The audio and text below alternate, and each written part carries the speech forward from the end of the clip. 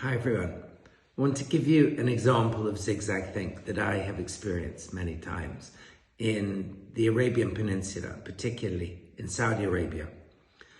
When you are received as a guest, it's very traditional there to be served very, very small porcelain cups of very light, delicious cardamom flavored coffee.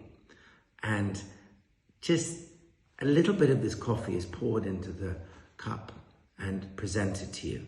And when you drink it, and when you've drunk it, a little bit more is poured, and then a little bit more. And there comes a time when you've had your fill, you're satisfied. And so you have to give a signal to the person pouring, usually your host, that you're fine and you don't need any more. In other cultures, you would say, no, thank you, I'm fine.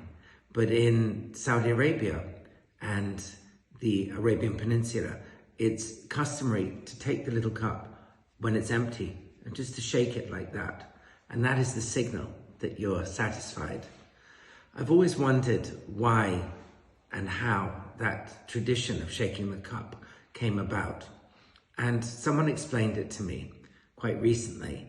And they said that in ancient times, in caravanserais in the Arabian Peninsula, there was always a worry that important secrets of the tribe would be overheard, particularly by servants and attendants and the kind of people who would be serving refreshments and coffee, at caravanserais in particular.